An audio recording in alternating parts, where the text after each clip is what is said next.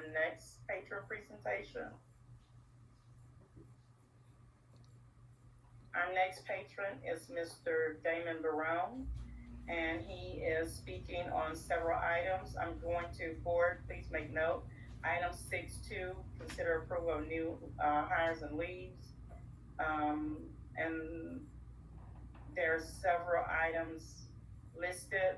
I will supply that to our attorney as well so she can be aware of what it is. We have about 10 items, I think, that Mr. Barone is asking to speak on. Give me one moment, board. Let me make sure that we publicly announce those items in which was selected. Item 6.2, consider approval of new hire. Item 6.4, approval of administration. Item 6.4, approval of parent waiver.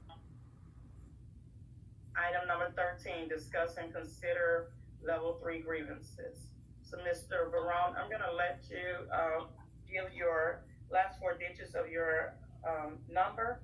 Mr. Barone, are you online? Yes, 6823. Okay.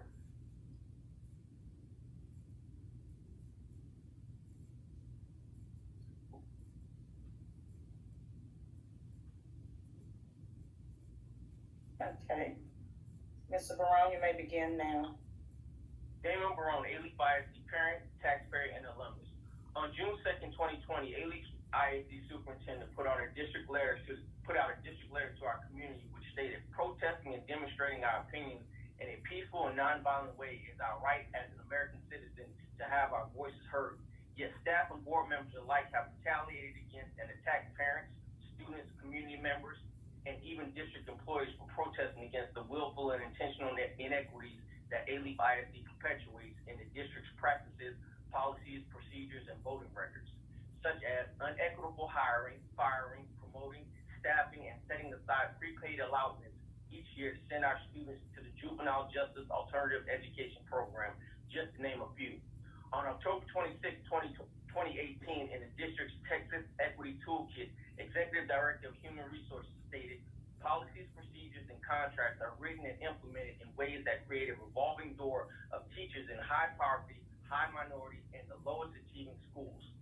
September of 2019, in the district's Equity, Diversity, and Inclusion Report, Dr. Roger Cleveland stated, when viewed as a proportion of the total student population, while comprised of only 29% of the student population, African American students in A-Leaf ISD are subjected to nearly twice as many exclusionary disciplinary consequences than their counterparts. The data indicates that every other student racial category experiences a smaller percentage of exclusionary consequences in proportion to their representation within the district.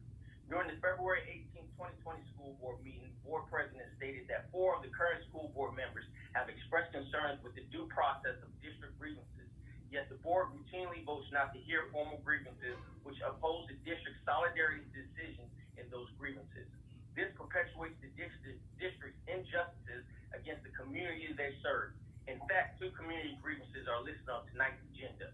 On May 27, 2020, the board voted to extend the 2020-2021 academic school year without having a plan in place to safely return our children and staff back to the campuses. During the same meeting, the superintendent stated, we are not adding any additional instructional days.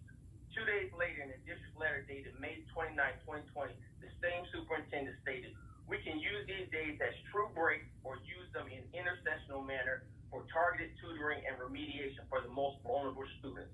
With the district already having multiple schools and improvement required status for multiple consecutive years, the superintendent's statements clearly sound as if additional work days will be expected of our teachers without them receiving additional pay and violating the employment contract teachers signed under the original board-approved academic calendar. Unless we are to assume that students are expected to do their own tutoring and remediation. If the district intent is to take 10 professional development days and turn them into instructional days, then that means the district's use of professional development has not been worthwhile for students or teachers. The district is set to return to school in 27 business days on July 23rd, with no plan in place on how to safely do so.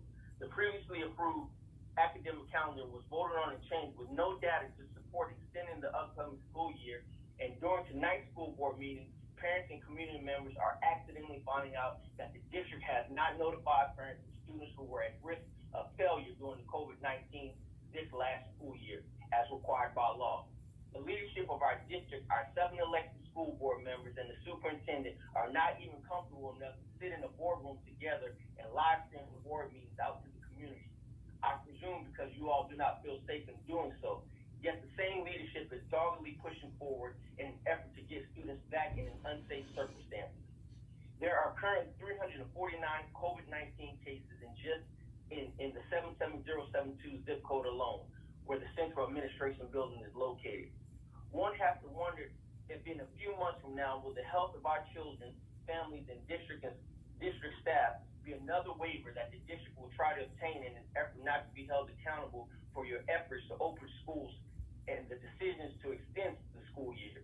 One only has to reflect back on how the district handled the tuberculosis cases at Taylor High School in April of 2018, which the district silently put student, staff, and community members' health at risk.